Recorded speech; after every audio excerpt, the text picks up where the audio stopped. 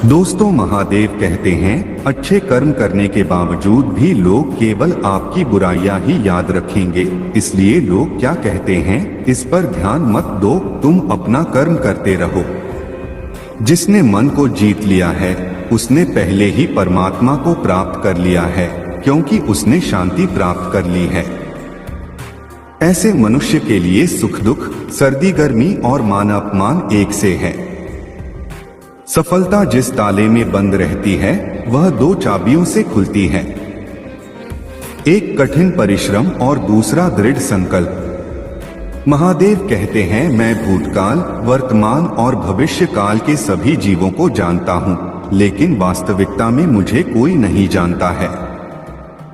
जो दान कर्तव्य समझकर बिना किसी संकोच के किसी जरूरतमंद व्यक्ति को दिया जाए वह सात्विक माना जाता है। जो पुरुष सुख तथा दुख में विचलित नहीं होता और इन दोनों में संभाव रहता है वह निश्चित रूप से मुक्ति के योग्य है। कर्म वह फसल है जिसे इंसान को हर हाल में काटना ही पड़ता है, इसलिए हमेशा अच्छे बीज बोए ताकि फसल अच्छी हो।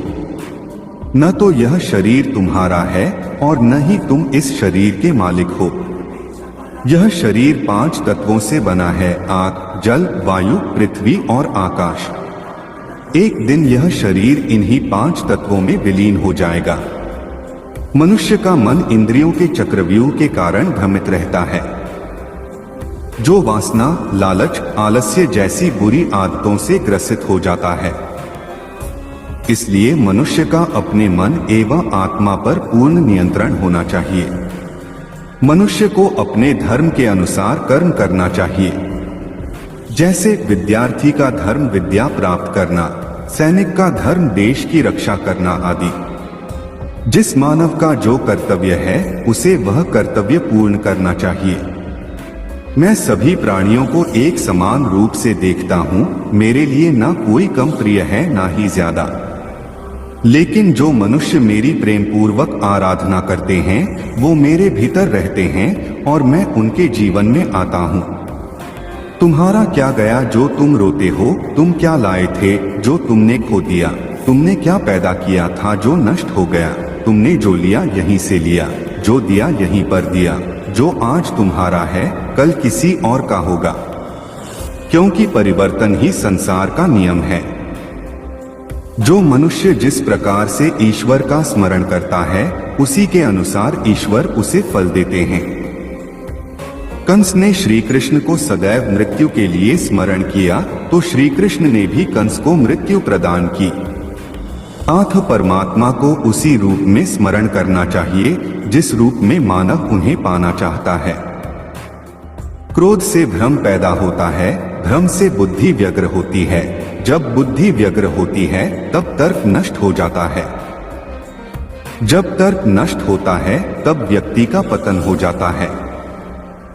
अपने आप को ईश्वर के प्रति समर्पित कर दो, यही सबसे बड़ा सहारा है। जो कोई भी इस सहारे को पहचान गया है वह डर, चिंता और दुखों से आजाद रहता है।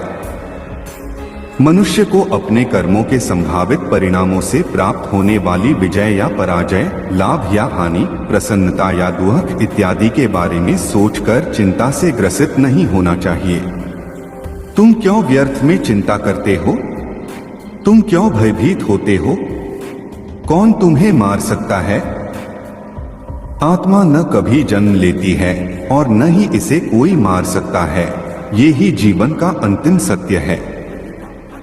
जिसने मन को जीत लिया है उसने पहले ही परमात्मा को प्राप्त कर लिया है, क्योंकि उसने शांति प्राप्त कर ली है। ऐसे मनुष्य के लिए सुख दुख, सर्दी गर्मी और मान अपमान एक से है।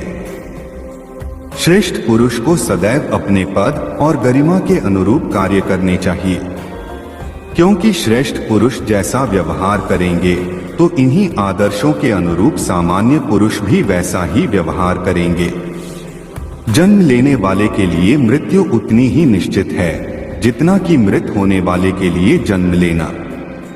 इसलिए जो अपरिहार्य है उस पर शोक मत करो। वह जो वास्तविकता में मेरे उत्कृष्ट जन्म और गतिविधियों को समझता है वह शरीर त्यागने के बाद पुनः जन्म नहीं लेता और मेरे धाम को प्राप्त होता है।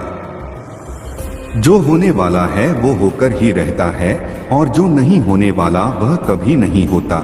ऐसा निश्चय जिनकी बुद्धि में होता है उन्हें चिंता कभी नहीं सताती है। अपने परम भक्तों जो हमेशा मेरा स्मरण या एक चित्त मन से मेरा पूजन करते हैं, मैं व्यक्तिगत रूप से उनके कल्याण का उत्तरदायित्व लेता हूँ। जो कोई भी व्यक्ति जिस किसी भी देवता की पूजा विश्वास के साथ करने की इच्छा रखता है, मैं उस व्यक्ति का विश्वास उसी देवता में दृढ़ कर देता हूँ। वह व्यक्ति जो अपनी मृत्यु के समय मुझे याद करते हुए अपना शरीर त्यागता है, वह मेरे धाम को प्राप्त होता है और इसमें कोई संशय नहीं है। मनुष्य को परिणाम की चिंता किए बिना, लोभ लालच बिना एवं निस्वार्थ और निष्पक्ष होकर अपने कर्तव्यों का पालन करना चाहिए। जिस तरह प्रकाश की ज्योति अंधेरे में चमकती है, ठीक उसी प्रकार सत्य भी चमकता है। इसलिए हमेशा सत्य की राह पर चलना चाहिए। जिस मनुष्य के अंदर ज्ञान की कमी और ईश्वर में श्रद्धा नहीं होती, वो मनुष्य जीवन में कभी भी आनंद और सफलता को प्राप्त नहीं कर पाता। जब जब इस धरती पर पाप, अहंकार और अधर्म बढ़ेगा, तो उसका विनाश कर धर्म की पुनः स्थापना करने हेतु मैं अवश्य अवतार लेता रहूंगा। जो लोग भक्ति में श्रद्धा नहीं रखते, वे मुझे पा नहीं सकते। आथ वे इस दुनिया में जन्म मृत्यु के रास्ते पर वापस आते रहते हैं। मैं धरती की मधुर सुगंध हूँ, मैं अग्नि की ऊष्मा हूँ। सभी जीवित प्राणियों का जीवन और सन्यासियों का आत्मसंयम भी मैं ही हूँ। वह जो सभी इच्छाएं त्याग देता है और मैं और मेरा की लालसा और भावना से मुक्त हो जाता है, उसे शांति प्राप्त होती है। मेरे लिए ना कोई घृणित है ना प्रिय, किंतु जो व्यक्ति भक्ति के साथ मेरी पूजा करते हैं, वो मेरे साथ हैं और मैं भी उनके साथ हूँ। मनुष्य को जीवन की चुनौतियों से भागना नहीं चाहिए और न ही भाग्य और ईश्वर की इच्छा जैसे बहानों का प्रयोग करना चाहिए। धरती पर जिस प्रकार मौसम में बदलाव आता है, उसी प्रकार जीवन में भी सुख आता जाता रहता है। लोग आपके अपमान के बारे में हमेशा बात करेंगे। सम्मानित व्यक्ति के लिए अपमान मृत्यु से भी बदतर है। आत्मज्ञान की तलवार से अपने हृदय से अज्ञान के संदेह को काटकर अलग कर दो। उठो, अनुशासित रहो, अपने अनिवार्य कार्य करो, क्योंकि वास्तव में कार्य करना निष्क्रियता से बेहतर है। सदैव संदेह करने वाले व्यक्ति के लिए प्रसन्नता ना इस लोक में है ना ही कहीं और। फल की अभिलाषा छोड़कर कर्म करने वाला पुरुष ही अपने जीवन को सफल बनाता है। जो हुआ वह अच्छा हुआ, जो हो रहा है वह अच्छा हो रहा है, जो होगा वो भी अच्छा ही होगा। मेरा तेरा, छोटा बड़ा, अपना पराया मन से मिटा दो, फिर सब तुम्हारा है और तुम सबके हो।